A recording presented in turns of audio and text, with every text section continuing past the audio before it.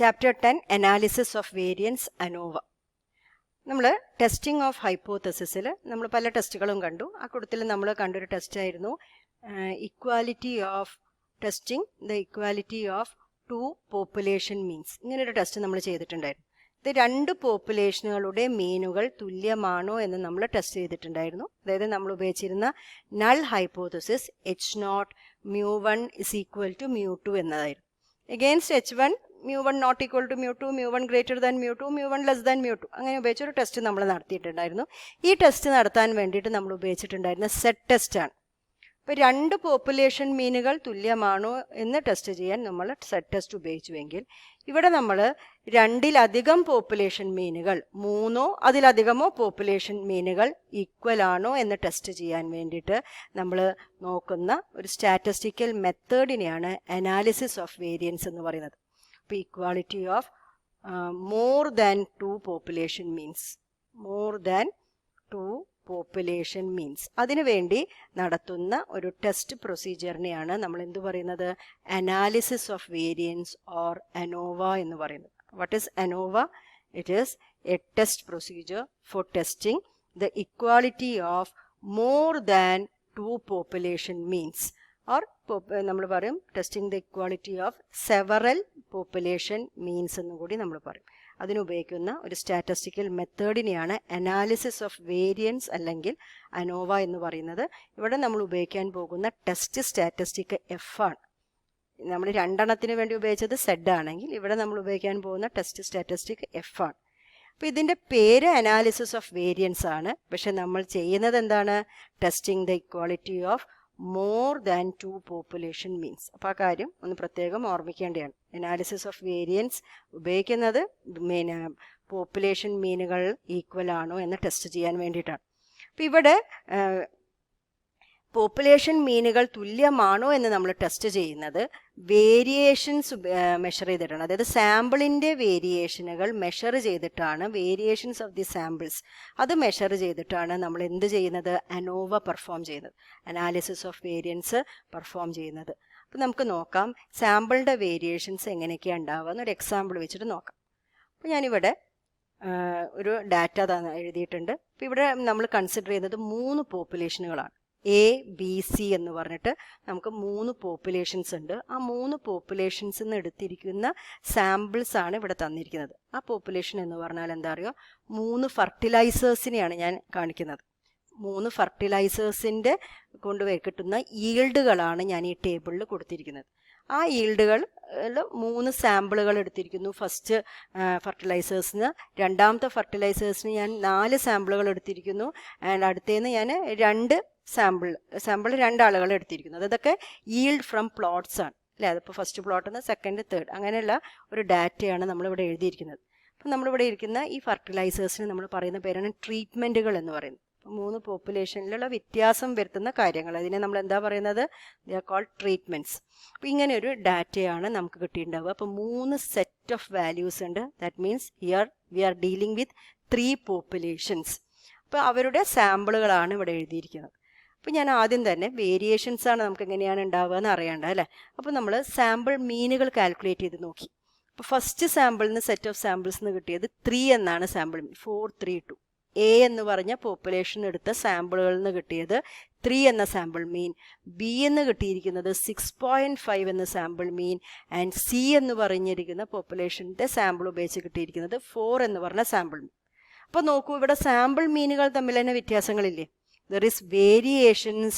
നോക്കുമ്പോൾ നമുക്ക് കാണുന്നുണ്ട് variations R between the samples തമ്മിലുള്ള വേരിയേഷൻസ് ഉണ്ട് അല്ലേ. അപ്പോൾ variations R between the samples. പിന്നെ നമ്മൾ നോക്കാൻ പോകുന്നത് ഓരോ സാമ്പിളിൻ്റെ ഉള്ളിൽ തന്നെ വാല്യൂസ് തമ്മിലുള്ള വേരിയേഷൻസ് ഉണ്ട്. അപ്പോൾ നമ്മൾ എന്ത് പറയുന്നത്, there are variations within the സാമ്പിളുകളുടെ തമ്മിലും എന്തുണ്ട്, വേരിയേഷൻസ് ഉണ്ട്. അപ്പോൾ നമ്മളിവിടെ 2 തരത്തിലുള്ള വേരിയേഷൻസ് ആണ് നമുക്ക് കണ്ടുപിടിക്കാൻ കഴിഞ്ഞിരിക്കുന്നത്. ദാറ്റ് ഈസ് സാമ്പിൾ വേരിയേഷൻസ് ഏതൊക്കെയാണുള്ളത്, variations between the samples and variations within the samples. അപ്പോൾ ഇവരെ മെഷർ ചെയ്തിട്ടാണ് നമ്മൾ പോപ്പുലേഷൻ മീനുകൾ തുല്യമാണോ അല്ലേ എന്ന് നമ്മൾ മെഷർ ചെയ്യാൻ പോകുന്നത്. അപ്പോൾ നമുക്ക് ഇതിനുള്ള കോസുകളൊക്കെ നമുക്കൊന്ന് പരിശോധിക്കാം. അപ്പം variations in ANOVA are due to two cases, അതായത് വേരിയേഷൻസ് ബിറ്റ്വീൻ ദ സാമ്പിൾസും വേരിയേഷൻ വിത്തിൻ ദ സാമ്പിൾസും. ഈ വേരിയേഷൻ ബിറ്റ്വീൻ ദ സാമ്പിൾസിന് നമ്മൾ പറയുന്നത് വേരിയേഷൻസ് ഡ്യൂ ടു ട്രീറ്റ്മെൻറ്റുകൾ മാറിയത് കൊണ്ടുവന്ന വേരിയേഷൻസ് ആണ്.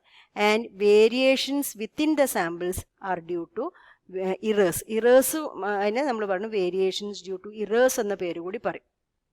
അപ്പോൾ എന്തുകൊണ്ടാണ് വേരിയേഷൻസ് ബിറ്റ്വീൻ ദ സാമ്പിൾസ് വരാനുള്ള കാരണങ്ങൾ എന്തൊക്കെയാണ്? അപ്പം നമുക്ക് കാണാം അതിനുള്ള കാരണങ്ങൾ, അതിനുള്ള കോസസ് എന്തൊക്കെയാണ്. ഇവിടെ ഫെർട്ടിലൈസേഴ്സ് മാറിയത് കൊണ്ടുള്ള കോസസ്സാണ്, ചിലപ്പോൾ ഇറിഗേഷൻ്റെ വ്യത്യാസമായിരിക്കാം. അതായത് ആ കോസസ് എല്ലാം തന്നെ നമുക്ക് മെഷർ ചെയ്യാം. They can be measured and controlled. Measure ചെയ്യും കൺട്രോൾ ചെയ്യാൻ പറ്റുന്ന കോസുകൾ കൊണ്ടാണ് ഏത് വേരിയേഷൻസ് വരുന്നത്? Variations between the samples. ആ വേരിയേഷൻസിനെ നമ്മൾ അസൈനബിൾ കോസസ് എന്ന് പറയും. നമുക്ക് കണ്ടുപിടിക്കാം ഇന്ന കാരണം കൊണ്ടാണ്, ആ കാരണം എന്താണ് നമുക്ക് അസൈൻ ചെയ്യാൻ പറ്റും. അങ്ങനത്തെ കോസുകളെയാണ് നമ്മൾ എന്ത് പറയുന്നത്? Assignable causes. അതുകൊണ്ട് വരുന്ന വേരിയേഷൻസ് ആണ് actually variations between the samples or variance due to treatments എന്ന് പറയുന്നത്. എന്നാൽ ഈ ഇറർ വേരിയേഷൻസ് അല്ലെങ്കിൽ വേരിയേഷൻസ് ഡ്യൂ ടു ഇറേഴ്സ് എന്ന് പറയുന്നത് വരുന്ന കാര്യങ്ങൾ ചാൻസ് കോസസ് കൊണ്ടാണ്. അതായത് ചിലപ്പോൾ ക്ലൈമറ്റിൻ്റെ ചേഞ്ചസ് ആയിരിക്കാം, പിന്നെ അല്ലെങ്കിൽ ചിലപ്പോൾ ഫെർട്ടിലിറ്റി ഓഫ് ദി സോയിൽ ആയിരിക്കാം. ഓരോ പ്ലോട്ടിലും സോയിലിൻ്റെ ഫെർട്ടിലിറ്റി വ്യത്യാസമായിരിക്കാം. പിന്നെ അല്ലെങ്കിൽ ചിലപ്പം സീഡിൻ്റെ ക്വാളിറ്റീൻ്റെ വ്യത്യാസമായിരിക്കാം. അപ്പോൾ ആ മാറ്റങ്ങൾ, ആ കാരണങ്ങളെയൊക്കെ നമുക്ക് കൺട്രോൾ ചെയ്യാൻ പറ്റില്ല. They are beyond human control. അപ്പം അങ്ങനെയുള്ള കോസുകളെയാണ് നമ്മൾ ചാൻസ് കോസസ് എന്ന് പറയുന്നത്. അപ്പോൾ ഇവിടെ വേരിയേഷൻ വരുന്നത് രണ്ട് കോസസ് കൊണ്ടാണ്, either due to assignable causes or due to chance causes. Assignable causes കൊണ്ടുള്ള variations, that is variations due to treatments or variation between samples can be measured and controlled. പക്ഷേ variations due to chance causes ഉണ്ടല്ലോ, that is variations due to errors or within samples എന്ന് പറയുന്നത് they cannot be controlled. അവർ beyond human കൺട്രോളാണ്. അപ്പം ഇത്തരത്തിലുള്ള രണ്ട് വേരിയേഷനുകളാണ് നമ്മളിവിടെ കണ്ടുപിടിക്കുന്നത്, അനോവയിൽ വരുന്നത്. ഇവരെ ഉപയോഗിച്ചിട്ടാണ്, ഈ വേരിയേഷൻസ് ഉപയോഗിച്ചിട്ടാണ് നമ്മൾ പോപ്പുലേഷൻ മീനുകൾ തുല്യമാണോ എന്ന് ഇവിടെ ടെസ്റ്റ് ചെയ്യാൻ പോകുന്നത്. ഇനി നമ്മൾ നോക്കാൻ പോകുന്നത് അസംഷൻസ് ഓഫ് അനോവ. അപ്പോൾ അനാലിസിസ് ഓഫ് വേരിയൻസ് നടത്തുന്നത് 4 അസംഷൻസിൻ്റെ ബേസിസിലാണ്: normality, homogeneity, independence and additivity. അപ്പോൾ ഇവർ ഓരോരുത്തർ എന്താണെന്ന് നോക്കാം.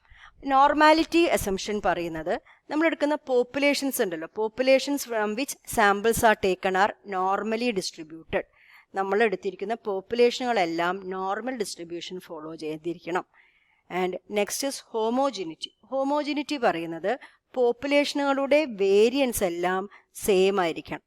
സാമ്പിൾസ് എടുത്തിരിക്കുന്ന എല്ലാ പോപ്പുലേഷനുകളുടെ വേരിയൻസും എന്തായിരിക്കണം? സെയിം വേരിയൻസ് ആയിരിക്കണം പോപ്പുലേഷൻ ഉണ്ടാവേണ്ടത്. And next is independence. അതായത് സാമ്പിൾസ് ആർ ഇൻഡിപെൻഡൻ്റ്ലി ഡ്രോൺ. ഒന്നും മറ്റൊന്നിനെ ഡിപ്പെൻഡ് ചെയ്യരുത്. ഇൻഡിപെൻഡൻ്റ് ആയിട്ടുള്ള സാമ്പിൾസ് ആയിരിക്കണം നമ്മൾ സെലക്ട് ചെയ്യേണ്ടത്. And last one is additivity. Additivity പറയുന്നത് the effects of various components are additive. അപ്പോൾ ഇപ്പം ഈൽഡ് എന്ന് പറയുന്ന റിസൾട്ട് കിട്ടിയത് പല കമ്പോണൻസും ആഡ് ചെയ്തിട്ടായിരിക്കണം. അപ്പോൾ ചിലപ്പം ഫെർട്ടിലൈസേഴ്സിൻ്റെ വ്യത്യാസം കൊണ്ടായിരിക്കാം, ക്ലൈമാറ്റിക് കണ്ടീഷൻസ് കൊണ്ടായിരിക്കാം. അപ്പോൾ എന്തൊക്കെ ഫാക്ടേഴ്സ് വന്നോ അതിനെല്ലാം ആഡ് ചെയ്തിട്ടാണ് നമ്മൾ എന്ത് ചെയ്യണം, നമുക്ക് ഫൈനലായിട്ടുള്ള വാല്യൂ കിട്ടുന്നത്.